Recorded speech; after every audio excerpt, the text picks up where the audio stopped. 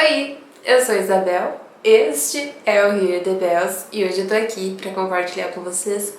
o melhor, o mais amadinho, o mais perfeito dorama de romance que eu já assisti. O Rei de Porcelana é uma produção sul-coreana que tem como temáticas principais a questão do romance. Ele é uma história de época e também tem pitadinhas de comédia, então assim, é um prato cheio para agradar diversos gostos e para aquecer diversos corações. Esse é um dorama que conta somente com uma temporada, porém, ao contrário de diversos exemplos que eu já trouxe para vocês, aqui a gente tem 20 episódios. A duração de cada episódio segue ali o padrão que a gente já conhece, de 1 hora e 10 minutos. Esse dorama está disponível na Netflix e assim, eu recomendo demais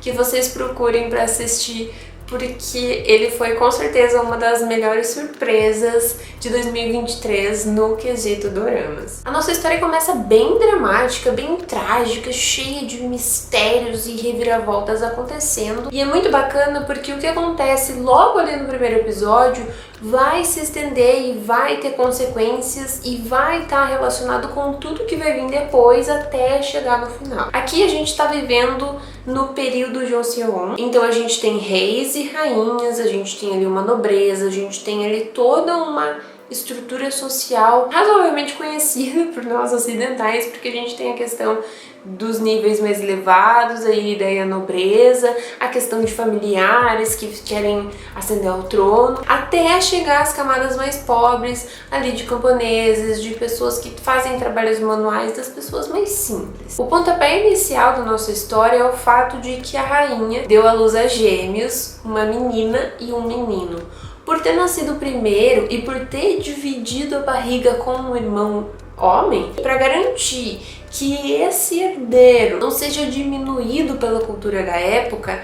se cria toda uma estratégia para matar a bebezinha e deixar vivo somente o irmãozinho dela. Acontece que algumas pessoas não concordavam com isso, então eles tiram essa criancinha do palácio e levam ela embora para ter uma vida normal ali, sem nunca saber que ela é da realeza, que ela seria ali a próxima à sucessão do trono. O tempo passa, esses gêmeos crescem e de alguma maneira aquela garotinha ela vai voltar para o palácio. O problema é que ela tem a idêntica aparência do príncipezinho e ele de alguma maneira vai encontrar com ela e vai se aproveitar para poder escapulir do palácio, e assim ele vai colocar os dois em perigo, porque se descobre que a garota voltou, se descobre que ela pode estar em contato ou então que ela pode vir a conhecer o irmão, e de novo se criam ali estratégias para matar a garotinha. Acontece que no momento em que ali o assassinato acontece,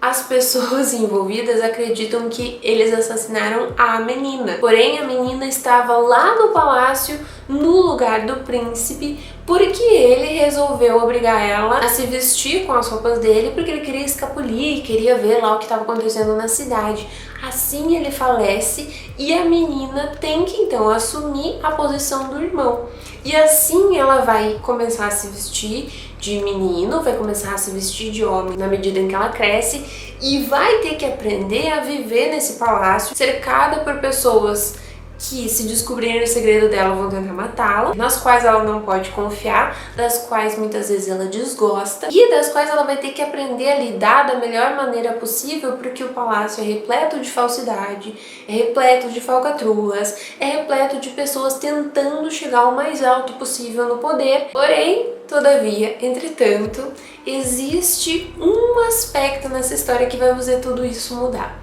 Porque quando a garotinha ela era ali criada, ela conheceu um menino chamado Ji-woon, que ele tinha ali uma posição razoável no palácio, e esse menino vai se apaixonar, vai ter ali o primeiro amor por essa criada. Quando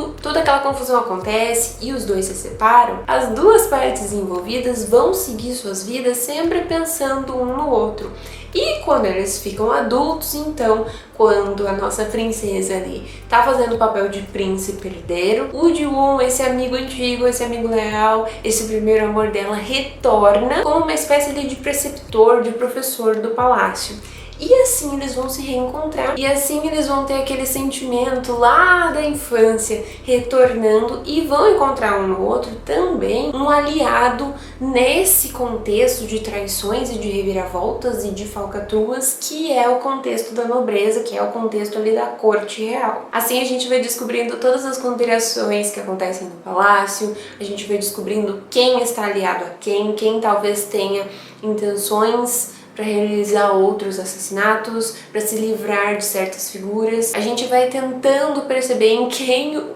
nós, enquanto espectadores, podemos confiar e em quem talvez ali os nossos personagens possam confiar, e a gente vai conhecendo cada um deles, os seus detalhes, a sua história, o seu passado, no que eles acreditam, o que eles tiveram que passar para chegar até ali, e vai criando um carinho muito grande por cada um ali dos personagens que fazem parte do círculo dessa princesa barra príncipe que tá ali tendo que agir no mundo que ela não queria, num mundo em que ela foi forçada a assumir, e que se descobrir que ela é quem ela realmente é, vai liquidar com ela e acabou a história. Acontece que O Rei de Porcelana é uma história com reviravoltas, com conspirações políticas, com assassinatos, sim. É uma história de época que tem um romance muito bonito sendo construído de pouquinho em pouquinho até o final. Porém, ele é, pra minha surpresa, e esse foi um dos elementos principais pra mim fazer gostar tanto dessa história, é um dorama que consegue trabalhar e consegue refletir muito bem, mesmo que sutilmente, várias questões importantes pro nosso mundo real aqui, pro mundo em que a gente vive. Começando pela própria questão ali do machismo, patriarcado e feminismo. Porque a gente tem uma sociedade que simplesmente não conseguia entender, não conseguia aceitar o fato de que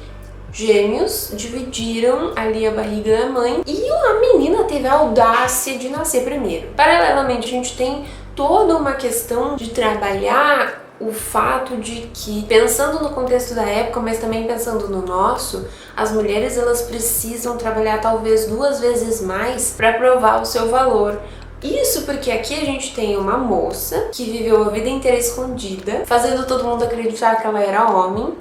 e tendo que se provar o tempo todo e se policiar o tempo todo, porque todo mundo precisa acreditar que ela é homem. Então ela tem que tentar agir como um homem agiria, ela tem que aprender, por exemplo, a manusear uma espada, aprender a lutar, tem que ser forte o suficiente, porque todo mundo acha que ela é um homem, e ao mesmo tempo viver aquele constante medo de ser descoberta, e nunca confiar totalmente em ninguém, porque como ela vai saber se aquela pessoa realmente é digna de confiança? Como ela vai saber se aquela pessoa, na grande maioria das vezes um homem, não vai, sei lá, dedurar ela, não vai ali passar a perna nela, não vai tentar alguma coisa contra ela. Então ela precisa se provar, ela precisa se esconder, ela precisa se policiar, ela precisa se proteger o tempo todo, e isso fala muito com diversas mulheres aqui no mundo real, e também porque a gente vê essa princesa, essa personagem, agindo de maneira bastante justa, bastante feminista mesmo.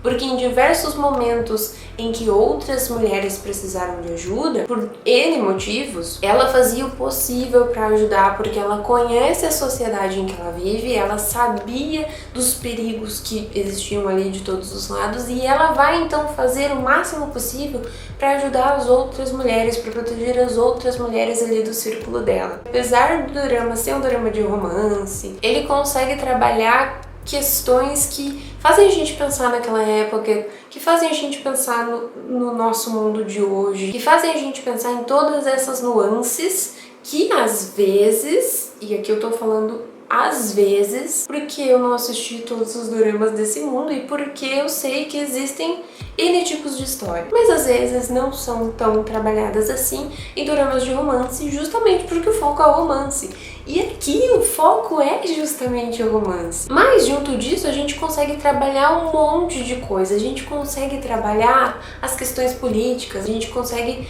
trabalhar um companheirismo, uma amizade que pode existir e que é a coisa mais linda quando você percebe que é realmente isso que está acontecendo entre alguém do sexo feminino e alguém do sexo masculino. Existir essa amizade, um não precisa esperar nada além do outro, e é muito bacana ver o drama trabalhando isso, Porém, existe algo aqui que me deixou com o coração quentinho, que eu achei sensacional, que eu já tinha visto algo parecido em outra produção do qual o Ru também atuou e que acontece aqui de uma maneira um pouco diferente, mas que é extremamente clara e que passa a mensagem muito bem. Por quê? O Ru interpreta aquele interesse amoroso da princesa lá, da garotinha que conheceu ele quando eles eram crianças. Acontece que no momento em que esse personagem que o Ru interpreta encontra ali o príncipe, a gente sabe que é uma moça, mas que todo mundo ao seu redor acha que é um homem, ele começa a sentir coisas por esse príncipe. Ele começa a gostar do príncipe, a querer o bem dele e talvez até mesmo a se apaixonar. E isso começa a fazer a gente pensar, porque acontecem também na história, no contexto da história, fofocas, boatos de que o príncipe gostava de homens, e isso era uma coisa descabida, onde já se viu alguém da realeza ou qualquer pessoa gostar de alguém do mesmo sexo. Porém, todavia, entretanto, existe uma cena que eu queria ter anotado a minutagem e anotado o episódio pra falar pra vocês, em que o personagem ali do Ru, estando na dúvida, ele vem com um comentário pra ela que tocou meu coração e que eu achei sensacional, vindo de um dorama, vindo de uma produção de um país que ainda tem muitos problemas com relação a uma afetividade, e ele fala pra ela que ele não se importa se ela é homem ou mulher, porque o sentimento que ele tem é pela pessoa, não é pelo homem ou mulher. E eu achei isso de uma delicadeza e de um cuidado tão grande vindo dessa produção, que assim me fez cair de amores pela história, por tudo que a gente acompanha ao longo dela, por toda a superação dos personagens, principalmente ali da princesa, príncipe, que a gente viu que teve que enfrentar um monte de coisa, que viu gente morrer por pouco, por nada, por pensamentos totalmente equivocados, mas também ali dos outros personagens que estão com ela, porque cada um tem uma história, porque cada um tem ali aquilo que acredita, porque cada um sofreu alguma coisa ao longo da vida. Todos eles se unem no final para algo em que eles realmente acreditam e para algo que realmente vai melhorar aquele reino, mostrando que é possível a gente mudar as coisas, ainda que seja de pouquinho em pouquinho, com alguém que fala alguma coisa pra alguém, com alguém que apoia outra pessoa, com alguém que aceita a amizade, com alguém que demonstra lealdade pro outro, com pessoas que não ficam caladas e que realmente agem quando elas se deparam com uma cena ou com uma ocasião ou com uma situação que tá errada e que eles sabem que tá errada e que se a gente não fizer nada nunca vai mudar. E por conta de tudo isso, por conta de todas as cenas bonitinhas, as cenas fofinhas, de aquecer o coração, por conta de todos os comentários, por vezes sutis, mas às vezes muito claros, pra sociedade que tá aqui fora, por conta de todas as reviravoltas, por conta do figurino, por conta da trilha sonora que é impecável, por conta de tudo que existe em O Rei de Porcelana, eu simplesmente precisava sentar aqui e compartilhar esse dorama com vocês. Porque com certeza, de tudo que eu assisti até agora, eu sei que não foi muito, ele se tornou aí o meu dorama de romance preferido da vida. Mas se você gostou desse vídeo, não se esquece de clicar no gostei aqui embaixo e também já coloca nos comentários se você já viu O Rei de Porcelana, se você já ouviu falar desse dorama e se aí as coisas que eu comentei nesse vídeo te deixaram curioso, porque acredita em mim, esse vale muitíssimo a pena assistir. Vamos continuar nossa conversa nas caixinhas de comentários e a gente se vê no próximo vídeo.